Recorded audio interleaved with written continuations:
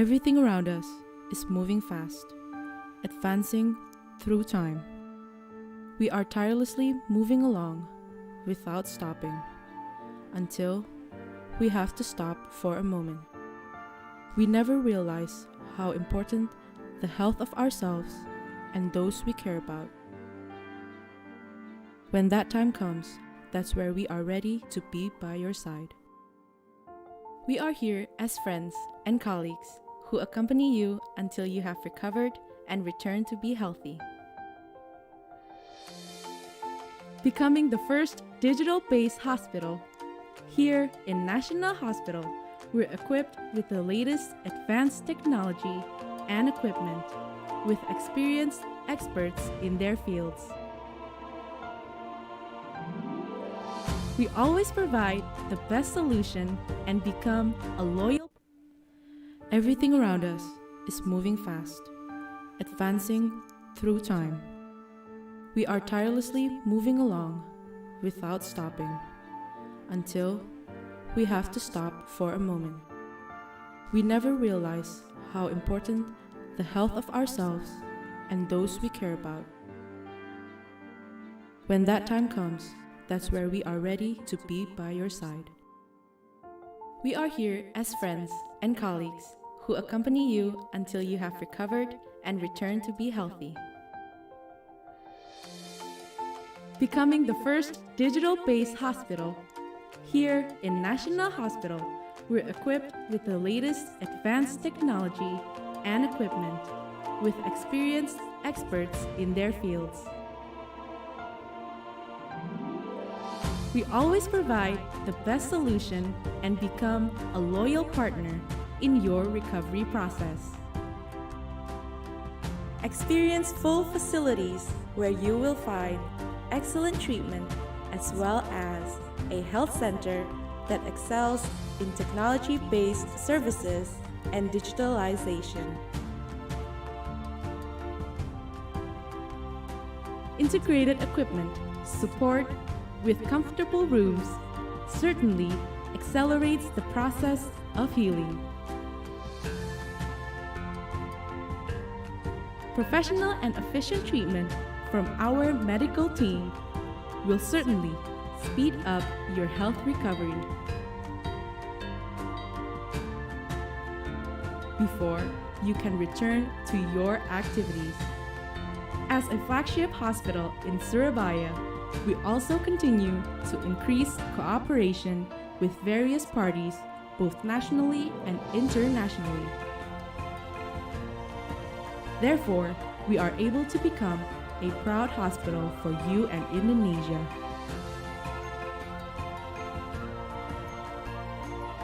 We are proud to be a trusted partner in maintaining your health and your loved ones.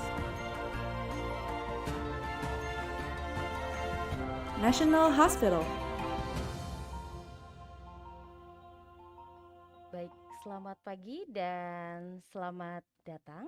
Saya ucapkan kepada seluruh peserta yang sudah hadir dan juga mengikuti webinar awam pagi ini. Dan hari ini juga sudah hadir bersama-sama dengan kita semua. Ada Dr. Dewanto Tejo Pranoto, spesialis penyakit dalam. Halo dok, apa kabar? Baik, Bisa menyapa dulu teman-teman yang sudah mengikuti Zoom pagi ini. selamat pagi. Sehat ya dok Salam ya. sehat. Oke. Ya, Dan juga telah hadir di sini Dr. Susanto, Magister of Science Medicine spesialis anak. Halo dok. Selamat pagi, salam Selamat sehat. pagi, salam sehat. Sudah hadir bersama-sama dengan kita semua untuk webinar awam pagi hari ini. Dan sudah hadir di sini juga sudah memberikan ilmu kepada kita semua nih, biar kita lebih paham mengenai infeksi paru karena pneumokokus pada anak dan dewasa. Baik, tidak usah lama-lama lagi, langsung saja kita mulai. Pasti sudah tidak pada sabar juga untuk pengen tahu ilmu lebih banyak lagi ya. Saya langsung memberikan waktu dan juga tempatnya. Saya persilakan yang pertama kita akan mendengarkan materi yang akan dibawakan oleh Dr. Susanto, infeksi paru karena pneumokokus pada anak. Saya persilahkan dokter. Baik, Terima kasih, selamat pagi semua, salam sehat. Pada presentasi pagi ini saya akan sedikit memberikan eh, pengalaman penanganan mengenai infeksi paru karena kuman pneumokokus pada anak-anak. Next. Ya, kenapa infeksi pneumokokus pada anak-anak, terutama di negara kita di Indonesia menjadi sangat penting? Karena berdasarkan data penelitian disebutkan bahwa tingkat kematian yang ada di negara kita ini untuk infeksi pneumokokus atau pneumonia itu diperkirakan sebesar 147. Jadi termasuk lebih besar daripada ukuran jumlah populasi penduduk yang ada di Indonesia. Next. Nah, 147 ini ternyata pada tahun 2015 Indonesia termasuk 10 besar dari negara-negara yang kasus pneumonia-nya tercatat yang disebabkan oleh kuman pneumokokus. Next.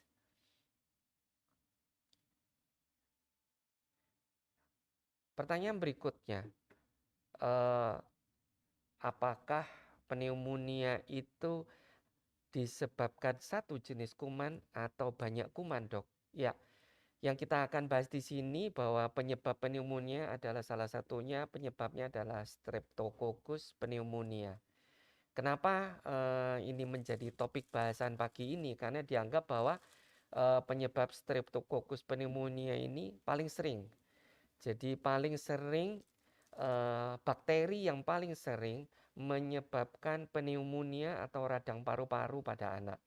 Jadi di sini di grafik terlihat bahwa dibandingkan dengan penyebab kuman-kuman lainnya, Streptococcus pneumonia ini tercatat 50% dibandingkan dengan Haemophilus influenza maupun kasus-kasus pneumonia lainnya. Jadi karena cukup besar sudah diberikan salah satu alternatif pilihan untuk pencegahannya adalah dengan vaksinasi.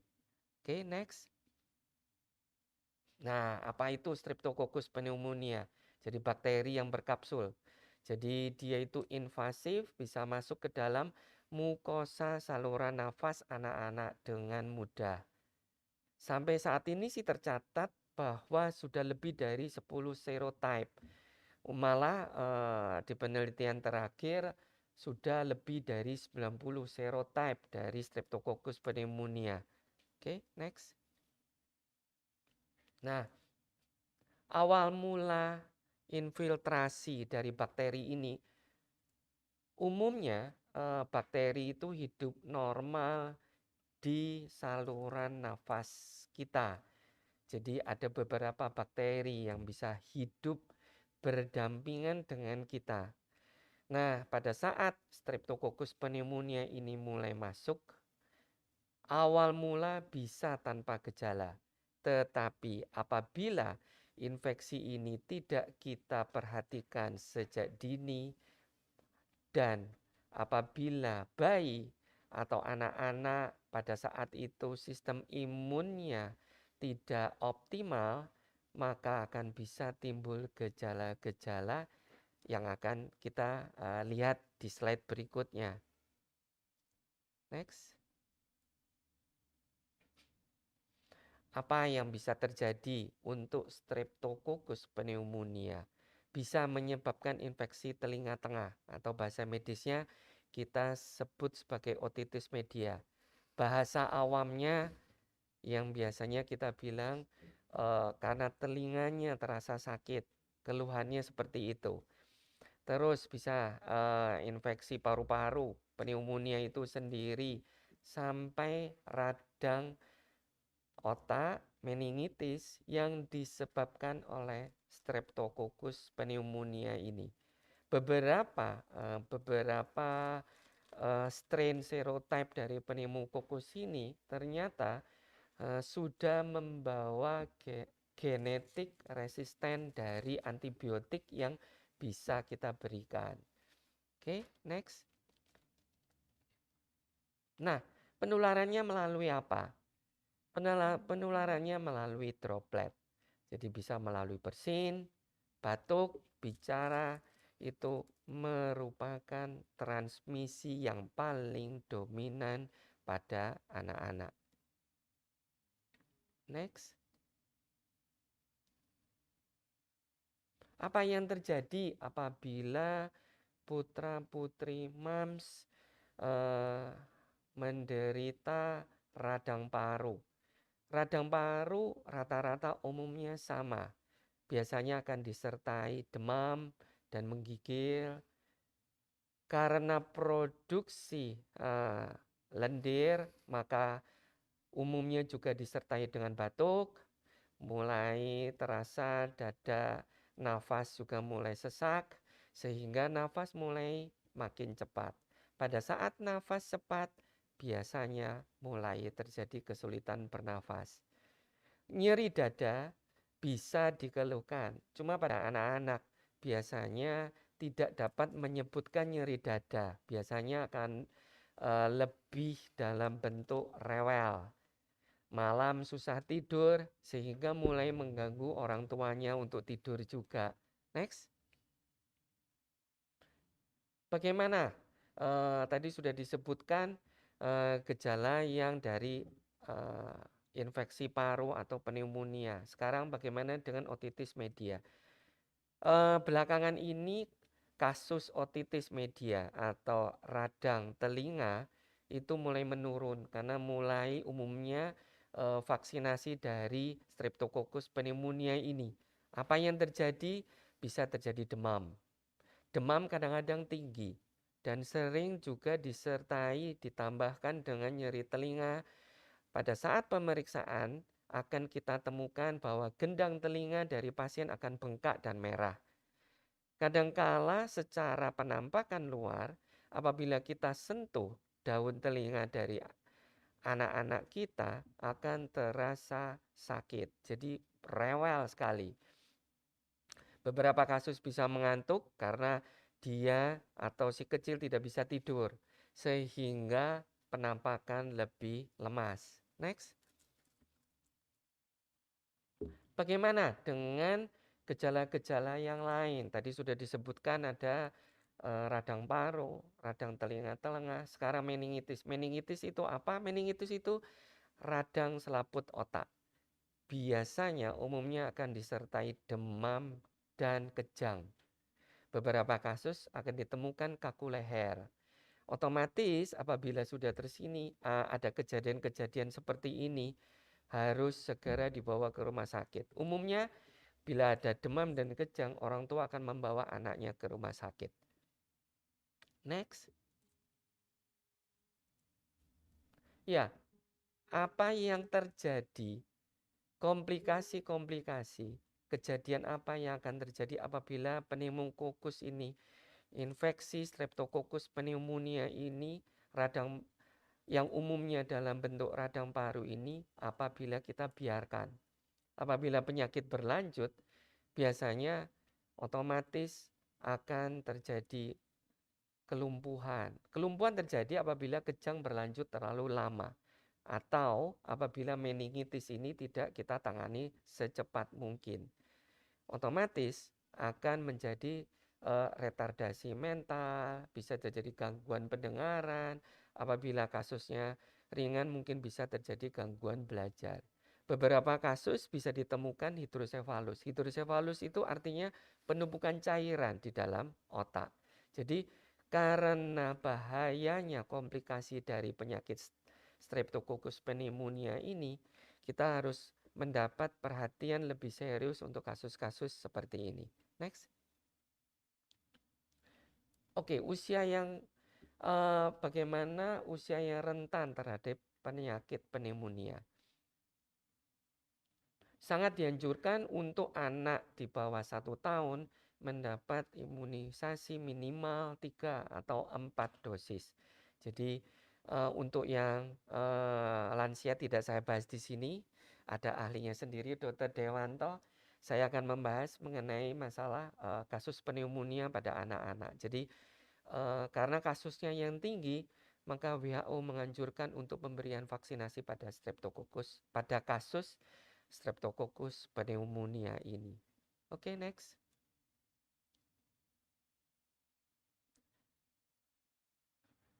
Ada yang bertanya, mengapa risiko lebih tinggi pada usia muda?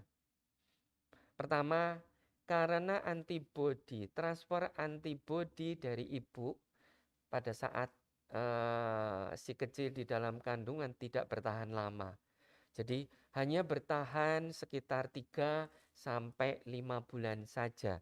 Jadi otomatis anak-anak atau balita harus mendapat perlindungan ekstra lebih dibandingkan dengan anak-anak di atas usia 5 tahun.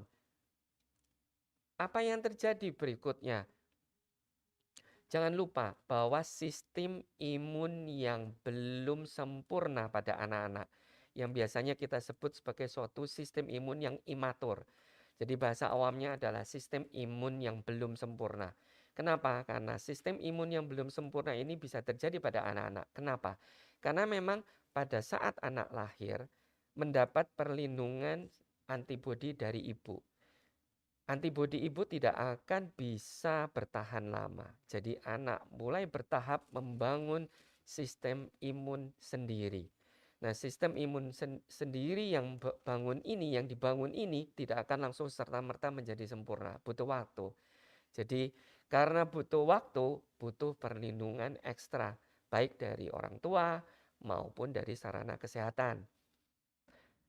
Anak-anak tidak mungkin bisa menjaga kesehatan diri sendiri tanpa support dari orang tua. Tidak mungkin anak-anak kita suruh untuk cuci tangan sendiri kalau tidak kita ingatkan. Sehingga peranan orang tua sangat membantu supaya tidak terjadi kolonisasi bakteri yang tinggi yang di hidung. Seringkali tangan kotor, memasukkan tangan ke hidung, sehingga kita harus rajin-rajin mengingatkan si kecil bahwa harus menjaga kebersihan. Oke, next. Iya, peranan orang tua ini pasti penting karena anak umur 5 tahun tidak bisa lepas dari pengawasan orang tua. Jadi kita sebagai orang tua harus melindungi dan mencegah. Melindungi dengan menyediakan lingkungan yang sehat, mencegah dengan memberikan imunisasi. Next. Dan tidak lupa apabila sudah terserang penyakit dengan membawa ke dokter atau instalasi kesehatan terdekat. Nah, tadi sudah disebutkan, sekarang bagaimana kita mendeteksi. Jadi apa yang harus dilakukan para orang tua, para moms, daddy di rumah untuk mengetahui apa yang harus dilakukan, apa yang terjadi apabila kita temukan pneumonia. Karena ini pneumonia, ini radang paru, pasti yang dominan adalah infeksi saluran pernafasan. Yang harus kita perhatikan adalah paling gampang adalah menghitung frekuensi nafas. Jadi frekuensi nafas ini dihitung di luar saat menangis. Jadi kita harus sabar dan kita harus cukup teliti. Tidak bisa kita menghitung nafas pada anak sedang menangis. Nah, kira-kira batasan frekuensinya seperti yang sudah tertera di slide. Jadi kalau usia di bawah 2 bulan, kalau bisa tidak melebihi dari 60, 1-5 tahun tidak melebihi dari 40. Kadang-kadang beberapa kasus berat kita temukan tarikan dinding dada. Jadi pada saat napas, dada terlihat cekung. Yang sebelumnya tidak ditemukan tanda-tanda itu. Jadi hanya pada kasus ini ditemukan tanda tarikan dada yang cekung ini. Oke, next. Nah, tadi sudah disebutkan bagaimana kita mendeteksi gangguan-gangguan yang terjadi pada anak-anak kita, bagaimana untuk pencegahan selanjutnya. Imunisasi dapat melindungi anak-anak kita. Jadi setelah ditemukan imunisasi pneumococcus ini, jadi ada dari penemuan-penemuan yang sudah dilakukan, kita bisa memberikan imunisasi yang merupakan hak untuk setiap anak untuk mendapatkan vaksinasi demi perlindungan anak-anak kita. Jadi imunisasi dibandingkan dengan risiko apabila anak-anak kita terkena penyakit infeksi pneumococcus ini, imunisasi keuntungannya lebih besar dan lebih banyak daripada apabila kita tidak lakukan imunisasi. Next. WHO sendiri juga sudah merekomendasikan vaksin pada bayi dan balita. Dan Ikatan Dokter Anak Indonesia juga sudah merekomendasikan vaksin pneumococcus untuk melindungi anak-anak kita dari penyakit pneumococcus ini. Next. Nah, apa yang perlu dipersiapkan sebelum vaksinasi pneumococcus ini? Nah, pertama, baca tentang vaksin yang akan diterima oleh anak Anda. Jadi, sebelum jadwal vaksin berikutnya bisa ditanyakan, dokter, vaksin berikutnya anak saya apa? Jadi dokter akan menyebutkan vaksinasinya apa aja. Apabila pada pertemuan sebelumnya tidak ada atau ada pertanyaan yang terlupakan untuk divaksin, bisa ditanyakan pada saat kunjungan berikutnya. Nanti bisa ditanyakan, dokter kira-kira efek sampingnya apa? Apa yang harus saya lakukan? Apa yang harus dihindari selama atau sesaat atau sesudah dari vaksin pneumonia ini? Jadi dokter akan menjelaskan kira-kira apa yang akan terjadi, apa yang harus dipersiapkan. Dan tidak lupa juga catatan imunisasi. Jadi catatan imunisasi ini merupakan catatan bagi orang tua tentang kelengkapan imunisasi dan catatan bagi dokter imunisasi apa yang sudah dilakukan maupun apa yang akan dilakukan untuk vaksin berikutnya. Jadi kesemuanya ini menjadi satu kesatuan. Orang tua hendaknya juga menanyakan vaksin apa berikutnya. Vaksin yang akan diberikan saat itu. Seringkali vaksin sudah diberikan 3-4 kali, baru orang tuanya bertanya, dokter ini yang barusan divaksin vaksin apa? Jadi diharapkan bahwa orang tua tentunya akan lebih aktif untuk menanyakan kepada dokternya. Oke, next.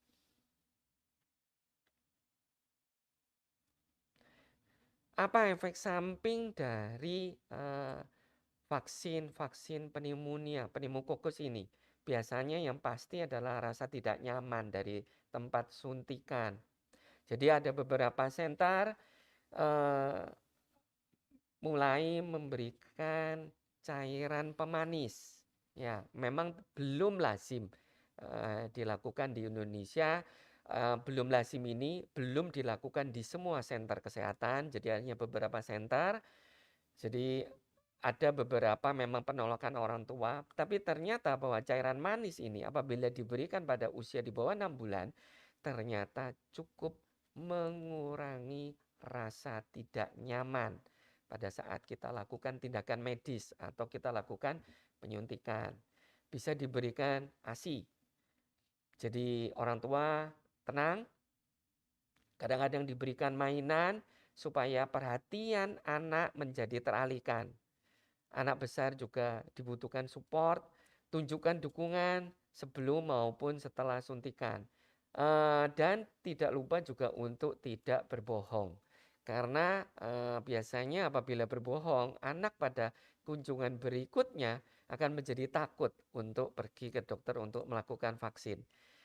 Jarum suntik itu adalah momok atau monster bagi anak. Ditambah orang tuanya berbohong, tentunya otomatis monster-monster di sekeliling anak akan bertambah banyak. Jadi sosok rumah sakit itu pasti akan menakutkan bagi anak-anak. Oke, next. Nah, apa jadwal? Jadi jadwal vaksin pneumonia ini kalau di searching di Google setiap negara berbeda.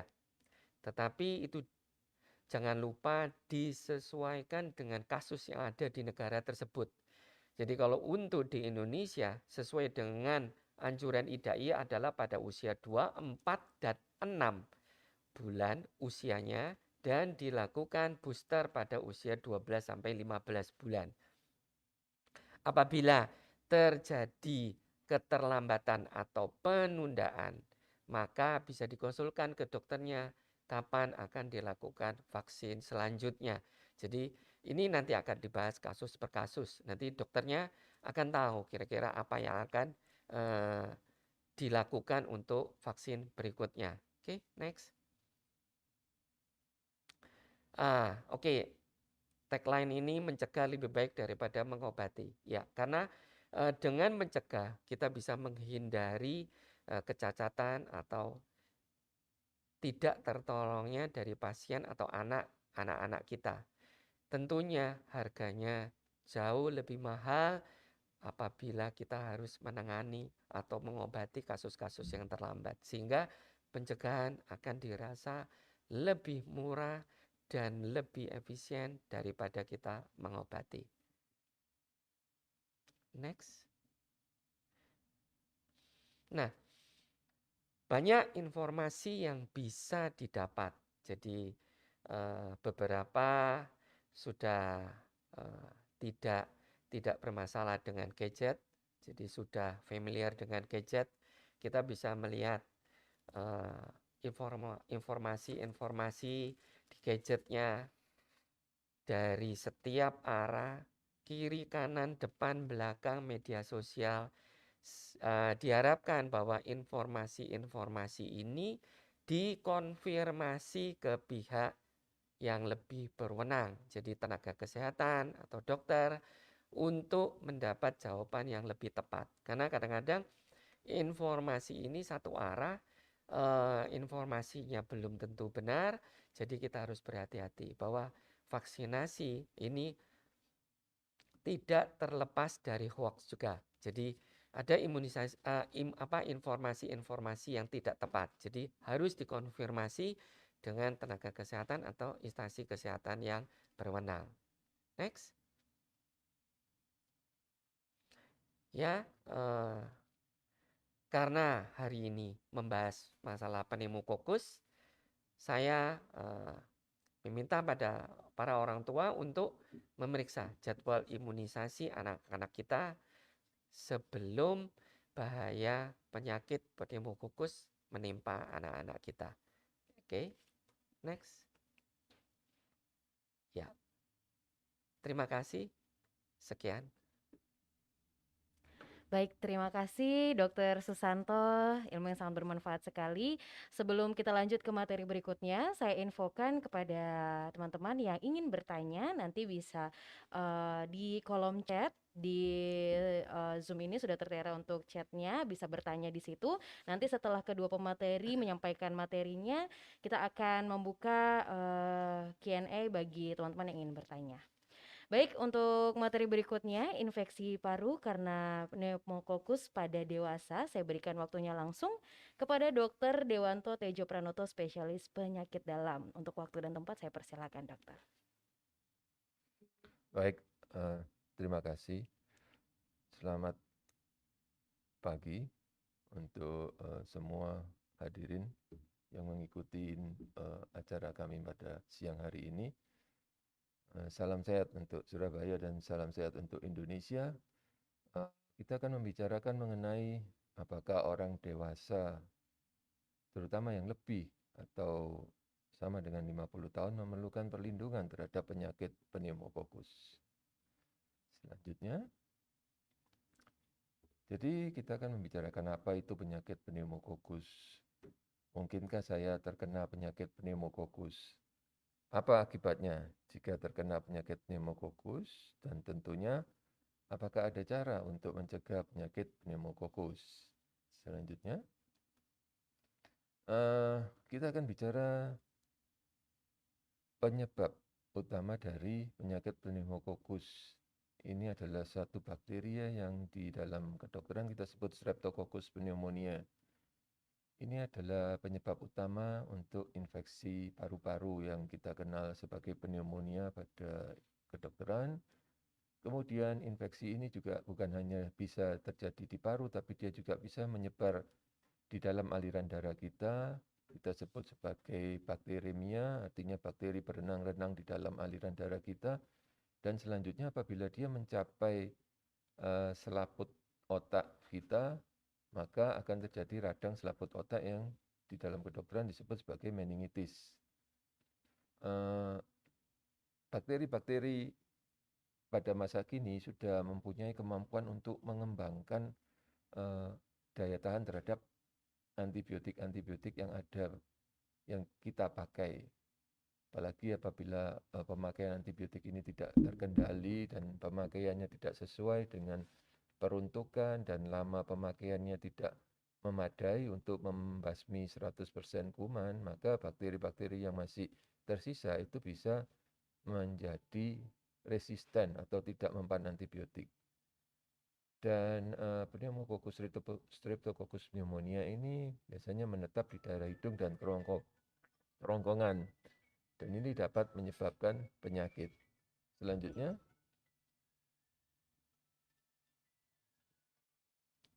jadi apa saja penyakit pneumococcus? Kita lihat ada yang non-invasif dulu, yaitu dia tidak menyebar kemana-mana, hanya terlokalisir di tempat yang seperti biasanya dia hidup, yaitu di sinus, bisa menjadi sinusitis, kemudian di telinga bisa menjadi otitis media akut atau biasa disebut sebagai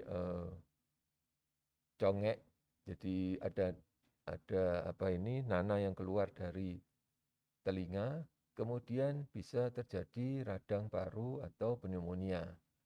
Nah, apabila pneumococcus ini berubah menjadi invasif, maka dia akan menerobos melalui selaput yang ada di lokasi-lokasi yang kita sebut sebelumnya itu menuju ke aliran darah. Apabila dia sudah memasuki aliran darah, maka ini seperti pneumococcus itu menemukan jalan tol untuk kemana-mana. Jadi dia akan menyebabkan bakteremia.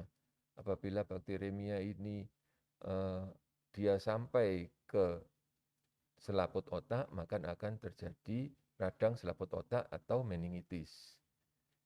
Jadi keparahan dari penyakit ini, apakah dia bersifat non-invasif atau invasif, itu tergantung dari tipe kuman. Artinya apakah kuman ini masih kuman yang sederhana saja, masih kuman yang naif, atau kuman yang sudah profesor, jadi dia sudah bisa mengembangkan kemampuan untuk bertahan terhadap antibiotik, kemudian mempunyai kemampuan untuk menerobos. Jadi kita tidak bisa memilih kuman apa yang masuk ke dalam tubuh kita. Selanjutnya, nah, tanda dan gejala pneumonia. Tadi juga sudah dibahas oleh Dr. Susanto mengenai tanda yang terjadi pada anak-anak. Tentunya ya kurang lebih sama. Jadi bisa terjadi batuk, dahak bisa berwarna kehijauan atau kuning, dan bahkan kadang ada bercak darah. Kemudian demam, menggigil, berkeringat banyak, sesak napas tentunya karena paru yang terkena. Kemudian napas menjadi lebih cepat, lebih pendek-pendek, tidak bisa bicara dengan baik untuk membentuk satu kalimat, biasanya satu kata sudah berhenti, kemudian nyeri dada yang tajam dan menusuk, dan akan memburuk bila menarik napas atau batuk. Kemudian hilang nafsu makan, kurang tenaga atau lelah, dan terjadi kebingungan. Ya tentunya kalau seperti ini seringkali terjadi pada orang-orang usia lanjut. Selanjutnya, jadi apakah mungkin saya terkena penyakit pneumococcus? Selanjutnya, Nah, ini bagaimana berpindahnya penyakit dari kuman pneumokokus ini dari satu orang ke orang lain? Dia secara normal ditemukan di daerah hidung dan kerongkongan. Tentunya segala sesuatu yang keluar dari hidung dan kerongkongan itu yang berpotensi untuk memindahkan kuman ini dari satu orang ke orang lain, yaitu melalui percikan ludah di udara pada saat kita bersin, batuk, dan berbicara. Tentunya ini sudah kita mengerti secara baik sejak adanya pandemi COVID-19 ini. Selanjutnya, jadi apakah ada risiko untuk terjadi kemungkinan yang lebih besar pada seseorang terjangkit penyakit pneumokokus? Ini kita bagi menjadi faktor individu, kemudian faktor lingkungan. Saya bagi menjadi dua.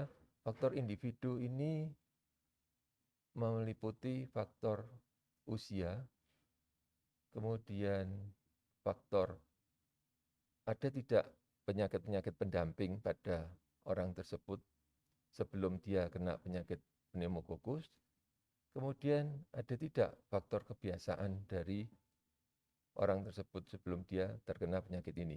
Jadi usia seperti yang sudah disebutkan oleh Dr. Sutanto tadi, usia kurang dari 2 tahun, kemudian untuk yang dewasa usia lebih dari 65 tahun. Kemudian faktor kebiasaan, apakah mempunyai kebiasaan merokok sebelumnya. Kemudian penggunaan alkohol yang tidak benar. Kemudian penggunaan opioid atau narkoba. Ini adalah faktor individu. Kemudian selain itu adalah faktor individu yang berupa penyakit. Jadi yang berupa penyakit yang sangat meningkatkan risiko untuk terjangkitnya penyakit pneumokokus itu adalah apabila mengidap HIV, mempunyai gagal ginjal kronik, kemudian mempunyai penyakit kanker, kemudian sedang mendapatkan transplantasi organ atau cangkok organ, kemudian penyakit autoimun, orang-orang yang mendapatkan terapi imunosupresif, jadi menekan sistem imun kita, kemudian orang-orang yang secara lahirnya itu dia sudah disertai dengan kegagalan pada sistem imunnya yang disebut defisiensi imun primer. Ini adalah yang sangat tinggi risikonya. Kemudian yang penyakit-penyakit yang memberikan risiko yang lebih dari orang biasa itu apabila mempunyai penyakit jantung kronik, mempunyai penyakit paru kronik, ada diabetes, kemudian adanya kehilangan limpa secara anatomik, artinya limpanya tidak ada atau sudah diangkat, dioperasi, atau kehilangan limpa secara fungsi. Jadi limpa itu masih ada di dalam tubuh, tetapi karena tidak sempurna bekerjanya sehingga kita sebut sebagai asplenia fungsional. Kemudian apabila ada penyakit hati kronik dan ada kebocoran di cairan otak. Selanjutnya, nah kenapa risikonya pada usia lebih dari 65 tahun? Mengapa orang lanjut usia lebih berisiko? Satu, karena sistem imun yang menurun fungsinya, tentunya karena faktor waktu, maka terjadi degradasi dari semua fungsi sistem organ kita. Kemudian itu tadi adanya penyakit penyerta pada usia di atas 60 tahun biasanya juga sudah terjadi gangguan-gangguan penyakit tambahan lainnya, ya seperti tadi disebutkan ada penyakit paru menaun, kemudian penyakit jantung menaun, dan lain-lain. Jadi dua ini yang menyebabkan orang usia lanjut lebih berisiko. Selanjutnya, nah apa akibatnya jika terkena penyakit pneumokokus? Selanjutnya, Nah, ini apabila seseorang mendapatkan serangan penyakit pneumokokus, maka dia akan mengalami radang paru, dan radang paru ini akan menyebabkan kemampuan dari paru untuk berfungsi secara normal menurun secara bertahap sesuai dengan perkembangan lamanya penyakit radang paru tersebut.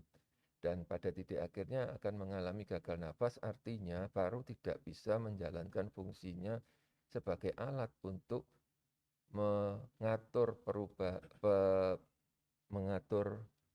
eh, lalu lintas oksigen dan karbon dioksida yang dibutuhkan oleh tubuh. Kemudian terjadi sepsis. Sepsis ini adalah suatu kejadian infeksi yang sudah menyeluruh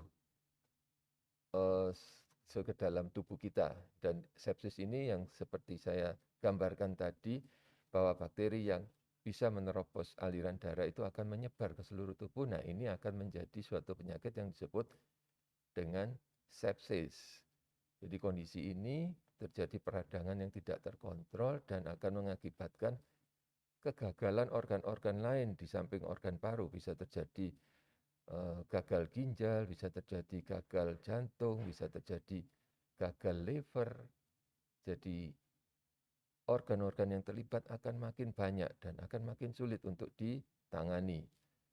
Kemudian pneumonia ini apabila dia stay di paru, selain dia menyebabkan radang, menghasilkan dahak yang kuning, berdarah, tapi dia juga bisa menggerogoti jaringan paru itu dan menimbulkan suatu lokasi persembunyian yang disebut abses paru. Kalau kita mendengar kata abses itu kita bayangkan saja seperti bisul di kulit. Jadi terjadi suatu bisul di dalam paru yang menyimpan nanah. Kemudian tentu dengan terjadinya pneumonia ini akan terjadi perburukan dari penyakit-penyakit penyerta yang sudah dibawa sebelumnya. Jadi perburukan kondisi medis. Jadi misalnya sudah mempunyai asma, terjadi asmanya menjadi sangat berat, kemudian penyakit paru obstruktif kronik PPOK itu sesak tambah berat, hipertensi menjadi kacau balau, tekanan darahnya naik turun, penyakit jantung dan diabetes, gulanya tidak terkontrol, naik tinggi-tinggi sampai 300, 400. Jadi ini adalah akibat-akibat apabila penyakit pneumokokus ini tidak ditangani dengan baik atau bahkan tidak dicegah secara awal. Selanjutnya, akibat lainnya ya tentunya karena sakit tidak dapat beraktivitas atau bekerja, untuk keluarga tidak bisa bertemu dengan anak cucu, tidak bisa mengurus anak atau cucu, dan ini yang paling penting adalah perlu biaya berobat. Dan biaya berobat saat ini bukan ringan lagi. Jadi apabila penyakit ini sudah masuk ke dalam tahapan yang komplikasi, perlu dirawat di ruang intensif, maka biaya berobatnya ini sangat-sangat membebani penderita. Selanjutnya, jadi bagaimana supaya tidak terkena penyakit pneumokokus? Apakah ada cara untuk mencegah penyakit pneumokokus? Nah, ini kita sudah mengembangkan apa yang disebut sebagai vaksin. Jadi mengenal vaksin pneumokokus. Jadi dikatakan bahwa penyakit pneumokokus ini merupakan salah satu penyakit yang dapat dicegah dengan vaksin. Kita sudah berpengalaman dalam 2 tahun terakhir ini tentang COVID dan kita mendapatkan vaksin COVID. Nah, ini juga pneumokokus. Vaksin pneumokokus dapat diberikan pada waktu yang bersamaan dengan vaksin influenza apabila kita memerlukan 2 vaksin ini secara bersama-sama. Kemudian apa tujuannya? Vaksin itu menstimulasi sistem imun tubuh untuk menghasilkan antibodi. Kemudian setelah vaksinasi, tubuh akan membuat antibodi terhadap penyakit pneumokokus tersebut meskipun kita tidak sakit. Jadi kalau kita ketahui seperti kejadian alam apabila kita mengalami infeksi, misalnya tadi infeksi COVID-19 itu setelah sembuh akan timbul antibodi. Kemudian penyakit hepatitis apabila terkena penyakit hepatitis, sakit kuning, kemudian setelah sembuh timbul antibodi. Nah, vaksin ini tidak memerlukan fase sakit, jadi dalam keadaan sehat kita diberi vaksin, kita sudah bisa menghasilkan, tubuh kita bisa menghasilkan antibodi. Tentunya ini sangat bermanfaat buat pencegahan terhadap serangan dari penyakit-penyakit tersebut di kemudian hari. Selanjutnya, jadi rekomendasi vaksin pneumokokus. PAPDI atau Perhimpunan Dokter Spesialis Penyakit Dalam Indonesia merekomendasikan imunisasi vaksin pneumokokus atau kita sebut sebagai PCV, pneumokokal vaksin, untuk melindungi dewasa usia lebih dari 50 tahun. Kemudian apabila kita akan pergi mendapatkan vaksinasi tersebut, ada hal-hal yang perlu dipersiapkan. Pertama, bawa catatan vaksin Anda. Kemudian bacalah mengenai vaksinasi yang akan Anda terima dari sumber yang terpercaya. Tadi juga sudah disinggung oleh Dr. Susanto, jangan mengambil dari sumber-sumber yang bersifat hoax. Kemudian informasikan kepada dokter apabila Anda mempunyai penyakit-penyakit tersebut di bawah ini. Jadi punya riwayat alergi, kemudian pernah mengalami efek samping dari vaksinasi sebelumnya, sedang hamil atau merencanakan kehamilan, atau sedang sakit.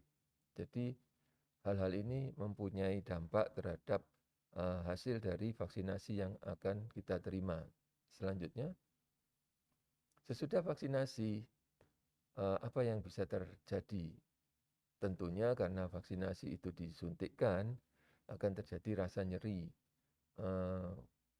Kadang di daerah tempat suntikan itu akan terjadi bengkak atau kemerahan. Ini adalah reaksi dari tubuh menerima barang asing yang berupa vaksin secara lokal. Apabila reaksi lokal ini berkembang, maka akan terjadi demam ringan, kemudian menggigil, merasa lelah, sakit kepala, nyeri otot atau sendi. Dan kita tidak perlu khawatir dengan hal ini, karena biasanya ringan dan hilang dengan sendirinya dalam waktu 1-2 hari. Apabila ada keluhan yang sangat mengganggu, sebaiknya Anda menghubungi dokter Anda untuk menanyakan informasi yang lebih tepat bagaimana cara mengatasi hal ini. Selanjutnya, vaksinasi mengurangi kemungkinan Anda sakit. Vaksinasi mengurangi kemungkinan Anda menyebarkan penyakit kepada orang lain. Dan vaksinasi merupakan cara yang aman untuk melindungi kesehatan Anda. Selanjutnya, kesimpulannya adalah, pertama, kuman pneumokokus dapat menyebabkan penyakit pneumonia, sinusitis, kemudian meningitis. Faktor risiko penyakit pneumokokus meliputi usia, kondisi penyakit medis, dan faktor lingkungan atau kebiasaan. Kemudian imunisasi pneumokokus direkomendasikan untuk dewasa usia 50 tahun atau lebih. Selanjutnya, terima kasih. Itu informasi yang bisa saya berikan pagi ini. Semoga bermanfaat buat kita semua. Baik, terima kasih Dr. Dewanto dan juga Dr. Susanto. Kita sekarang masuk ke sesi pertanyaan. Ini sudah banyak dari peserta yang bertanya. Saya bantu bacakan, nggak apa ya dok ya. Ini yang pertama, ada pertanyaan dari Jenny Kurnia. Mengapa vaksin pada anak harus diberikan dosis lengkap sampai 3 kali, tapi pada dewasa hanya cukup 1 kali? Oke, baik. Saya membahas yang mengenai anak. Boleh. Nanti yang berikutnya Dr. Dewanto saja. Siap dok. Oke, ya. Kenapa anak? Jadi ini tergantung dari policy masing-masing negara. Jadi berdasarkan riset dari negara tersebut. Tapi di Indonesia untuk saat ini IDAI 3 kali, 2, 4, 6, dan diikuti booster 12-15 bulan. Dengan pertimbangan apabila kita berikan dengan dosis lengkap, ternyata membantu untuk meningkatkan kadar antibodi terhadap Streptococcus pneumonia itu di level yang optimal untuk mencegah sakit berat dari Streptococcus pneumonia ini. Jadi jawabannya itu. Jadi kenapa? Ya supaya dari vaksin ini bisa membuat level antibodi ke kadar yang optimal. Itu jawaban saya. Ya. Oke, baik. Terima kasih dokter. Bisa dilanjut untuk yang pada dewasa, Dokter Dewanto? Tentunya pertama, vaksin pneumokokus ini pada orang dewasa itu bisa dianjurkan diberikan 1 kali, tetapi rekomendasi dari PABDI juga bisa diberikan 1 sampai 2 kali. Dasar teorinya tetap sama, yaitu membangun kecukupan antibodi dalam tubuh si penerima vaksin tersebut. Pengulangan itu akan memberikan efek peningkatan produksi antibodi di dalam tubuh kita sehingga cukup, sehingga apabila ada serangan dari kuman, maka dengan antibodi yang lebih tinggi, maka penyakit yang akan datang bisa lebih baik untuk ditolak. Jadi dasar teori kedokterannya tetap sama. Anjuran dari pada usia dewasa ini sebetulnya pneumokokus vaksin ini ada 2 tipe. Jadi PCV 13 dan PCV 23. Yang dianjurkan sebetulnya adalah PCV 23. PCV 23 ini lebih banyak strain yang tercover. Jadi apabila kita mendapatkan PCV 23 1 kali cukup. Kemudian apabila mendapatkan PCV 13, dianjurkan apabila 1 tahun kemudian ada vaksin PCV 23, boleh disuntikkan lagi. Jadi itu jawaban dari saya. Oke, terima kasih dok. Semoga terjawab untuk Jenny Kurnia. Berikutnya juga ada pertanyaan lagi nih dok. Ini kayaknya untuk dokter Susanto nih. Halo dok, mohon izin bertanya, apakah pneumokokus pada anak ini bisa disembuhkan ya dok? Silakan dokter. Oke, baik. Jadi untuk Streptococcus pneumonia ini, jadi kita lebih fokus kepada jenis spesimen bakterinya. Streptococcus pneumonia, kalau pertanyaan bisa diobati, jawabannya bisa diobati, bahkan bisa dicegah, yaitu dengan pemberian vaksinasi pneumonia ini. Jadi tidak perlu khawatir, tapi bukan berarti bahwa kita bisa bersantai-santai, tapi setidaknya kita juga harus tetap waspada karena penyakit ini morbiditas atau kecacatan, mortalitas atau tingkat kematian masih cukup besar. Itu jawaban dari saya. Oh oke, baik. Terima kasih dokter. Berikutnya nih, ini kayaknya banyak banget teman-teman yang ingin tahu lebih banyak ya. Ini katanya dari Valencia, ini mau tanya dok. Selamat siang dokter Dewato dan dokter Susanto. Saya ingin bertanya, banyak berita dari sosial media mengenai simpang siur informasi mengenai vaksin pneumonia bisa mengurangi gejala pada seseorang yang terinfeksi COVID-19 maupun mencegah terjangkitnya COVID-19 dengan cara injeksi vaksin ini. Nah, apakah benar dok informasi ini? Terima kasih dok, salam sehat. Oke, silakan dijawab dokter. Dokter Dewanto dulu. Oh, baik. Jadi vaksin, kita harus ingat bahwa setiap vaksin mempunyai satu target yang spesifik. Jadi seperti kunci dan anak kunci. Jadi tidak ada satu vaksin yang bisa berfungsi untuk menahan seluruh jenis penyakit. Jadi kita ketahui vaksin hepatitis itu untuk mencegah penyakit hepatitis. Itu pun vaksin hepatitis A, vaksin hepatitis B ada, bukan Anda mendapatkan vaksinasi hepatitis A kemudian Anda tidak bisa mendapatkan penyakit hepatitis B. Bukan seperti itu. Jadi vaksin hepatitis A khusus untuk mencegah infeksi virus hepatitis A. Vaksin hepatitis B untuk mencegah virus hepatitis B. Demikian juga vaksin PCV atau pneumonia ini, pneumokokus ini. Vaksin pneumokokus ini ditujukan untuk mendapatkan kekebalan terhadap serangan kuman pneumokokus yang tadi sudah saya paparkan. Nah, apa hubungannya dengan COVID? Hubungannya dengan COVID demikian.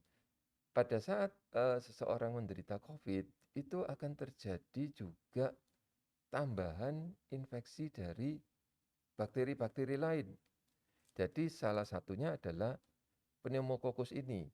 Jadi apabila orang tersebut sudah mempunyai antibodi terhadap pneumokokus pada saat dia menderita COVID, kemudian ada pneumokokus yang akan masuk menyerang, maka pneumokokus ini tidak bisa memberikan penyakit tambahan pada pasien yang sudah terkena COVID. Tetapi apakah nanti kalau orang ini dimasukin virus influenza bisa sakit influenza? Bisa, karena dia hanya vaksin pneumokokus. Kalau dia juga vaksin influenza, maka dia juga akan bisa menangkal serangan dari virus influenza.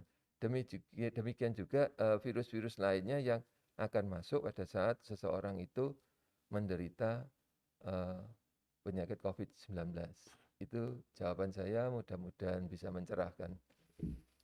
Ya, baik. Jadi bahwa kita sudah tahu bahwa spesifik untuk vaksin pneumonia ini, jadi kalau untuk anak-anak, vaksin pneumonia ini bukan berarti bahwa karena pneumonia atau kita selalu identik dengan radang paru, berarti semua radang paru bisa di-cover dengan vaksin ini. Jadi ini vaksin ini hanya bisa menanggulangi risiko sakit berat dari kuman Streptococcus pneumonia. Jadi kalau tadi sudah disebutkan oleh Dr. Dewanto, apabila pasien anak-anak yang menderita COVID, tetapi dia tidak menderita Streptococcus pneumonia, ya otomatis gejala yang timbul adalah gejala khusus COVID. Tapi apabila anak ini sudah mendapat vaksin untuk menanggulangi Streptococcus pneumonia, dia terkena sakit COVID dan dia terkena Streptococcus pneumonia, otomatis gejala yang ditimbulkan dari dua infeksi ini pasti akan berkurang karena Streptococcus pneumonia gejalanya menjadi tidak berat. Jadi jawabannya seperti itu. Jadi hampir sama bahwa gejala dari COVID-nya tetap, tetapi efek sampingnya apabila menderita sakit yang lain dikurangi, terutama dari sakit Streptococcus pneumonia ini. Itu jawaban dari saya. Oke, baik. Terima kasih Dr. Susanto dan juga Dr. Dewanto. Ini masih ada dua pertanyaan lagi lebih tepatnya dari Linda. Selamat siang dokter, mau tanya nih dok, apakah tindakan pertama atau pertolongan pertama untuk mengatasi pneumokokus pada anak? Gitu. Oke, tindakan pertama berarti Ya. apa yang harus dilakukan? Oke, apabila kita tadi sudah disebutkan untuk gejala pneumonia itu dalam bentuk demam, batuk, pilek, ataupun pada umumnya batuk lebih dominan, dan yang kalau bisa disediakan obat di rumah. Jadi obat di rumah adalah kalau bisa ada paracetamol atau ibuprofen untuk menurunkan demamnya. Itu yang pertama, itu yang bisa dilakukan. Yang kedua, apabila demamnya terus berlanjut bahkan sampai 39 ke atas, selama 1-2 hari kemudian saran saya untuk pergi diperiksa ke instansi kesehatan. Kedua, apabila demam dan disertai dengan risiko kejang, saran saya untuk dibawa segera berobat. Beberapa kasus pernah didapatkan bahwa tidak ada batuk tapi ada demam. Ternyata setelah dilakukan foto ronsen menderita pneumonia. Ini di luar dari sakit COVID ya. Jadi Yang bisa kita lakukan adalah yaitu tadi, apabila demam berikan paracetamol, sambil apabila ada batuk dilihat anaknya rewel kah atau nafasnya cepat kah? Nafas cepatnya di luar menangis. Jadi jangan pada saat menangis yang dihitungnya, otomatis frekuensi napas menjadi sudah tidak beraturan. Jadi di luar menangis, terus anaknya rewel, tidur juga rewel, batuknya juga bertambah. Saran saya untuk segera dibawa ke instansi kesehatan. Jadi awal hanya diberikan paracetamol aja. Jika demam ya dok. Yes. Oke, siap. Masih ada satu lagi nih dok. Ini nih dok, kayaknya semua excited banget untuk pengen tahu supaya nanti tidak terjadi berkelanjutan juga kan ya kalau misalnya sudah mengalami itu. Siang dok, saya mau tanya, papa saya umur 72 tahun, dia dibawa ke dokter katanya infeksi paru-paru tapi bukan TBC. Tapi dokter tidak menjelaskan, cuma bilang terkena virus dan sudah dicek dahaknya juga. Tapi papa saya sudah dikasih obat batuk sama antibiotik, masih demam dan kadang muncul, kadang hilang. Sudah hampir 1 bulan, apakah boleh papa saya diberikan vaksin ini kalau sudah ada virus di paru-parunya? Baik, ini ditujukan untuk saya ya. Yes, betul. Ah, Karena dewasa dok ya, 72 baik, baik. tahun. Ya, terima kasih. Dari siapa tadi? Dari Evan. Oh ya, Ya. Evan, penyakit. Jadi begini, diagnosa yang kita lakukan pada saat pasien itu datang kepada kita di poliklinik, itu kita sebut sebagai diagnosa klinik. Artinya apa yang kita dapatkan dari tanya jawab dengan pasien, kemudian dari pemeriksaan fisik dengan pasien di poliklinik, itu menghasilkan suatu diagnosa yang ya kita sebut sebagai suatu kesimpulan lah, kesimpulan dari analisa dokter itu, oh Anda ini menderita infeksi paru karena alasan ini, Anda demam, Anda batuk, kemudian dari pemeriksaan auskultasi didengar suara parunya terdapat bunyi begitu. Dan apabila kita mendapatkan hal tersebut, kita mengatakan radang paru ya, radang paru. Radang paru ini merupakan suatu istilah umum.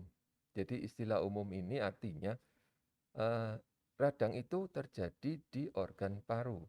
Tetapi tentunya radang itu atau infeksi itu kan bisa disebabkan oleh berbagai macam faktor penyebab. Nah, kita bicara mengenai kuman, virus. Virusnya juga banyak sekali, kemudian bakterinya juga banyak. Jadi bukan hanya pneumococcus. Jadi spesifik apa yang menyebabkan radang paru atau pneumonia tersebut pada saat itu bisa didapatkan apabila dilakukan pemeriksaan dahak dan pemeriksaan laboratorik lainnya termasuk foto ronsen. Nah, pemeriksaan dahak nanti akan dilakukan pembiakan sehingga tumbuh bakteri apa yang menjadi penyebab dari radang paru pada saat itu. Belum tentu itu suatu pneumococcus. Kalau seandainya itu bukan satu pneumococcus, maka pasien ini boleh diberi vaksin pneumococcus. Kapan diberikannya? Ya tentunya kalau pasien itu sudah sembuh, sudah bergejala ringan. Jadi persyaratan pemberian vaksin ini juga ada, yaitu tubuh si penerima vaksin ini harus dalam keadaan sehat atau apabila ada sakit, sakit ringan. Jadi bukan sakit sedang atau sakit berat. Dalam kondisi papanya Evan, ini saya tidak mengatakan ini sebagai suatu sakit ringan. Jadi diobati dulu, benar memang untuk langkah pertama apabila memang panas, kemudian dilihat dahaknya kuning, kita mencurigai ini kemungkinan adalah infeksi bakterial.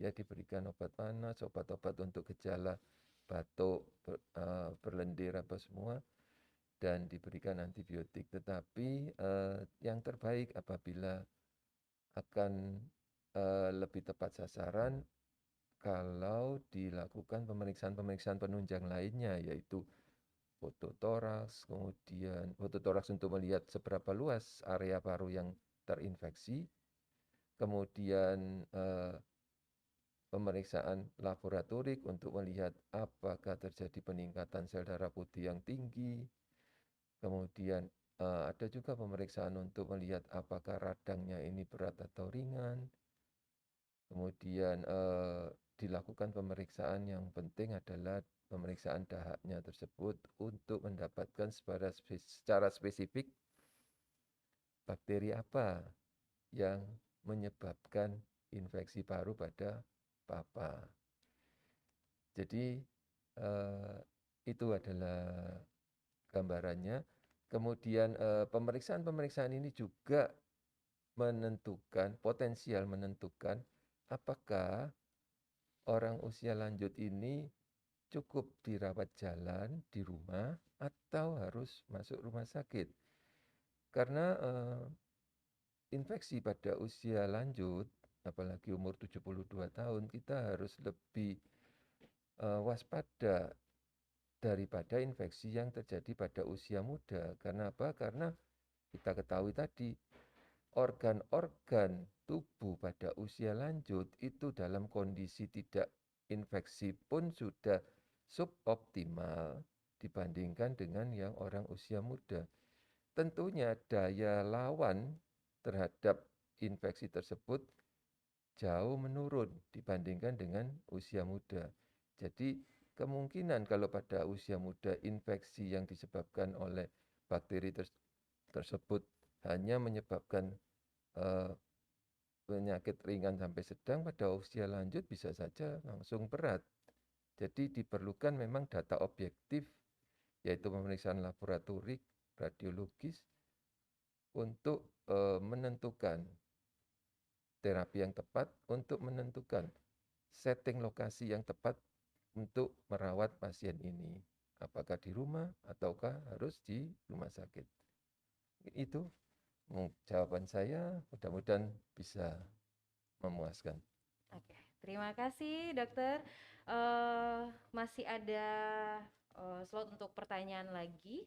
Apakah masih ada yang ingin ditanyakan? Bisa langsung di kolom Q&A atau di chat ini. Tetapi jika tidak ada, mungkin bisa langsung saya tutup ya dok, habis gini ya dok. Atau Ya. mungkin ada yang mau ditambahkan dari Itu dokter Susanto. Tilawan? Iya. Untuk closing statementnya kita hari ini. Ya, closing statementnya ya adalah satu,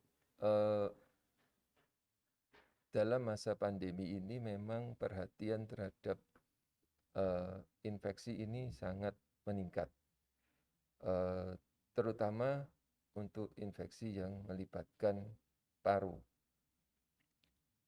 Tentunya hal-hal yang penting adalah melihat pada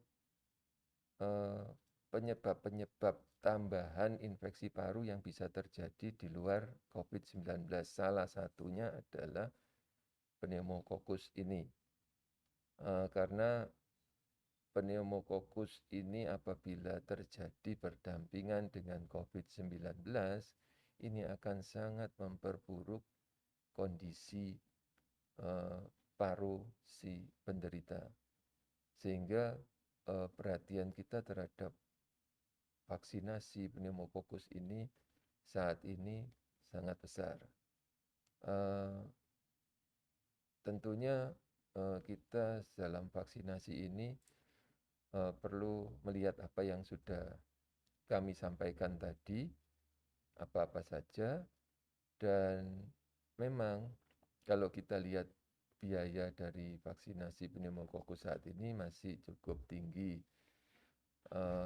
Tetapi kita perlu juga mempertimbangkan apabila tidak dilakukan vaksinasi pneumococcus dalam saat-saat seperti ini, kemungkinan untuk terserang penyakit yang lebih berat itu dari pneumococcus itu akan lebih besar. Jadi biaya yang akan dikeluarkan apabila terjadi infeksi tambahan pneumokokus ini jauh lebih besar daripada harga vaksin tersebut. Jadi ini adalah pertimbangan, menurut saya pertimbangan yang perlu kita cermati, kita hitung-hitung, sehingga kita mau menerima vaksin pneumokokus ini. Terus saya memberikan stressing tambahan pada pada penyakit-penyakit penyerta.